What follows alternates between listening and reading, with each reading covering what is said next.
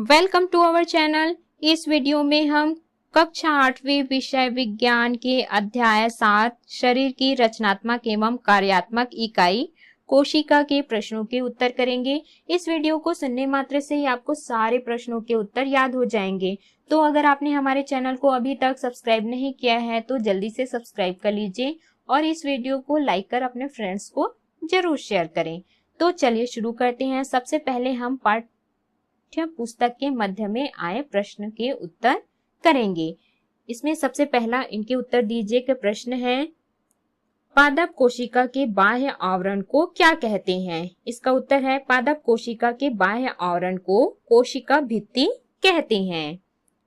प्रश्न दूसरा है, गोल्जी काय के क्या कार्य हैं? इसका उत्तर है, गोल्जी काय का प्रमुख कार्य विभिन्न रासायनिक पदार्थों का स्राव करना है।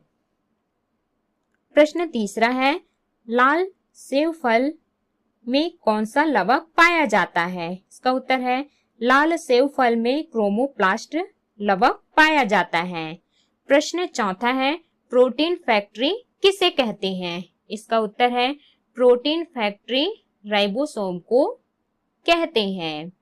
प्रश्न पांचवा है, कोशिका का ऊर्जा गृह किसे कहते हैं और क्यों? इसका उत्तर है, कोशिका का ऊर्जा गृह माइटोकॉन्ड्रिया को कहते हैं क्योंकि ये कोशिका का श्वसन केंद्र है जो कि भोज्य पदार्थों के ऑक्सीकरण से ऊर्जा उत्पन्न करते हैं।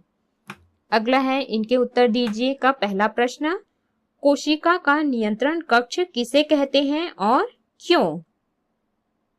इसका उत्तर है, कोशिका का नियंत्रण कक्ष केंद्रक को कहते हैं क्योंकि इसी के द्वारा कोशिकाओं में होने वाली समस्त जैविक क्रियाओं पर नियंत्रण रखा जाता है।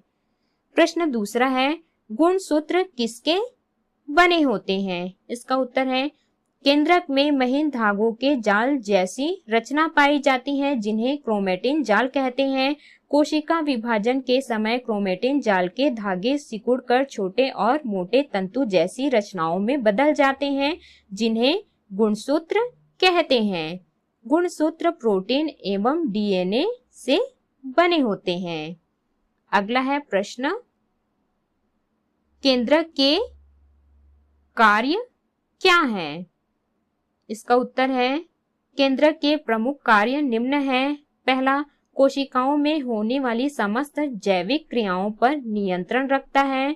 दूसरा, यह आनुवंशिक गुणों को एक पीढ़ी से दूसरी पीढ़ी तक पहुंचाता है। तीसरा, यह कोशिका विभाजन में सहायक होती है। अगला है अभ्यास के प्रश्न। प्रश्न पहला है, सही विकल्प चुनकर लिखिए। पहला, पादप कोशिका की कोशिका भित्ति बनी होती है तो इसका उत्तर है सेल्यूलोज। दूसरा है, कोशिका का ऊर्जा केंद्र है तो इसका उत्तर है माइटोकॉन्ड्रिया। अगला है तीसरा, कोशिका में प्रोटीन का निर्माण करते हैं तो इसका उत्तर है राइबोसोम। अगला है चौथा प्रश्न, प्रोकैरियोटिक कोशिका का उदाहरण है तो इसका उत्तर है नील हरित शैवाल। पांचवा है, केंद्रक झिल्ली नहीं पाई जाती तो इसका उत्तर है बैक्टीरिया की कोशिकाओं में। अगला है प्रश्न दूसरा, रिक्त स्थानों की पूर्ति कीजिए। इसमें पहला है, कोशिका का नियंत्रण कक्ष केंद्रक है। दूसरा है, कोशिका की खोज रॉबर्ट हुक ने की। तीसरा, क्रोमेटिन जाल सिकुड़कर गुणसूत्र बनाते हैं। चौथा, प्रोकैरियोटिक कोशिका में डीएनए कोशिका द्रव्य में बिखरे होते हैं। पांचवा है, पौधों में हरा रंग हरित लवक के कारण होता है। अगला है प्रश्न तीसरा, उचित संबंध जोड़िए। यहाँ पर कॉलम अ और कॉलम ब में हमको सही मिलान करना है। पहला है सेंट्रोसोम, इसका सही उत्तर है कोशिका विभाजन में सहायक। दूसरा है जीव द्रव्य जीवन का भौतिक आधार। तीसरा है अंतःप्रद्रवी जालिका, कोशिका के अंदर पदार्थों का परिवहन। चौथा है अर्धपारगम्य झिल्ली, प्लाज्मा झिल्ली। पांचवा है गुणसूत्र, आनुवांशिक गुणों के वाहक। अगला है प्रश्न चौथा, निम्नलिखित प्रश्नों के उत्तर दीजिए। प्रश्न पहला, कोशिका को जीवन की कार्यात्मक इकाई क्यों कहते हैं? इसका उत्तर है हमारा शरीर भी छोटी छोटी इकाइयों से मिलकर बना होता है। इन इकाइयों को कोशिका कहते हैं। कोशिकाएं रूप व आकार में भिन्न भिन्न होती है। जीवों में विभिन्न प्रकार के कार्यों को करने के लिए कोशिकाएं अलग अलग समूह में व्यवस्थित रहती हैं।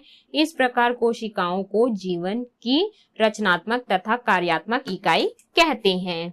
प्रश्न दूसरा है, प्लाज्मा झिल्ली के क्या कार्य हैं? इसका उत्तर है पादप व जंतु कोशिकाओं में जीव द्रव्य के चारों ओर एक पतली लचीली झिल्ली होती है, इसे प्लाज्मा झिल्ली कहते हैं। इसके निम्नलिखित कार्य हैं। पहला, कोशिका का आकार बनाए रखने में सहायता करना। दूसरा, कोशिका में विभिन्न अणुओं के आने व जाने पर नियंत्रण रखना। तीसरा, कोशिका को सुरक्षा व सहारा प्रदान करना। प्रश्न तीसरा है, पौधों की प्लाज्मा झिल्ली के बाहर कौन सी संरचना पाई जाती है? यह किससे बनी होती है?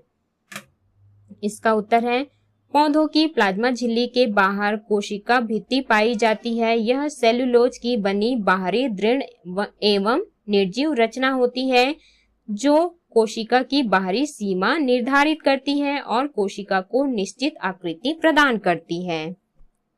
अगला है प्रश्न चौथा, पादप कोशिका और जंतु कोशिका में 3 अंतर लिखिए। इसका उत्तर है पादप व जंतु कोशिका में निम्न अंतर है। पहला, पादप कोशिका में कोशिका भित्ति पाई जाती है, जंतु कोशिका में कोशिका भित्ति नहीं पाई जाती।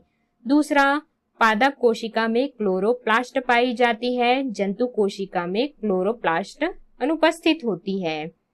तीसरा है, पादप कोशिका का आकार निश्चित होता है, जंतु कोशिका का आकार निश्चित नहीं होता। प्रश्न पांचवा है, क्लोरोप्लास्ट का कार्य लिखिए। इसका उत्तर है क्लोरोप्लास्ट केवल पादप कोशिकाओं में पाए जाते हैं। क्लोरोफिल की उपस्थिति के कारण इसका रंग हरा होता है।